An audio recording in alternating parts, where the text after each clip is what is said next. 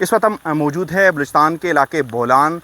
میں Herrick railway station کے قریب، جو کہ تقریباً 60 کلومیٹر دور ہے صوبائی دارالحکومت کوئٹہ سے۔ یہاں پہ ریلوے کا ایک قدیم پل، حالیہ جو بارشیں، اس وقت بھی بارش کا سلسلہ جاری ہے اور اس کے نتیجے میں جو سیلابی ریلیں ہیں اس سے یہ پل بری طرح متاثر ہوا ہے، تباہ ہوا ہے، اور اس کے بعد جو ریلوے پٹری ہے وہ بھی تباہ ہوئی، اور اس کے بعد کوئٹہ کا ملک کے باقی تمام حصوں سے ریل کے ذریعے جو رابطہ ہے وہ منقطع ہوا ہے۔ یہاں پہ لینڈ سلائیڈنگ ہوئی ہے، جس کے بعد یہ پل، جو لوہے کا پل تھا جو کہ کافی وزنی تھا، وہ نیچے آ کے گرا ہے، اور اس کا جو ایک بڑا پلر تھا وہ بھی تباہ ہوا ہے۔ یہ مناظر آپ دیکھ سکتے ہیں۔ 1894-95 کے آس پاس یہ پل بنا تھا، 130 سال کے لگ بھگ اس کی عمر تھی، لیکن یہ کافی مضبوط پل تھا۔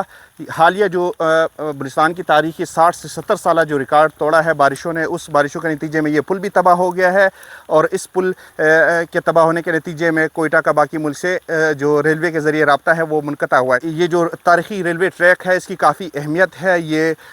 برطانوی جو دور تھا، اس دور میں سوویت یونین تھا، اس کا مقابلہ کرنے کے لیے، اس کو یہاں پہ مداخلت سے روکنے کے لیے اور افغانستان تک ان کا راستہ روکنے کے لیے ریلوے نظام بچھایا گیا تھا، اور 1500 میل طویل جو ریلوے لائنیں تھیں 18ویں صدی کے آخر میں بچائی گئی تھی، اور اس کے بعد اس طرح کے پل بھی بنائے گئے تھے۔ یہ کافی تنگ درے یہاں پہ ہے، بولان کا جو علاقہ ہے کافی پہاڑی علاقہ ہے، اونچے پہاڑ ہے، نیچے ندیاں دریا بہتے ہیں، جس کے نتیجے میں یہاں پہ جو ریلوے نظام تھا اس کو کھڑا کرنا کافی مشکل تھا، لیکن انگریز جو انجینئر تھے انہوں نے یہ شاہکار کھڑا کیا۔ 400 کے قریب سبی سے کوئٹہ تک اس طرح کے چھوٹے بڑے پل بنائے گئے تھے۔ جو پٹریاں ہیں وہ اس مختلف مقامات پہ بھی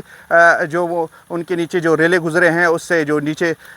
زمین جو وہاں سے کھسک گئی ہے، اس کے نتیجے میں ریلوے ٹریک تباہ ہوا ہے۔ ریلوے حکام یہاں پہ موجود ہیں، انہوں نے سروے کیا ہے، اور ان کا یہ کہنا ہے کہ جب بارشیں رکیں گی اس کے بعد سروے کی دوسری جو ٹیم آئے گی اور اس کے بعد بحالی کا کام شروع کیا جائے گا، لیکن اس میں مہینوں لگ سکتا ہے۔ پہلے ہی بلوچستان کا کوئی 10 سے 15 دنوں سے ریلوے کا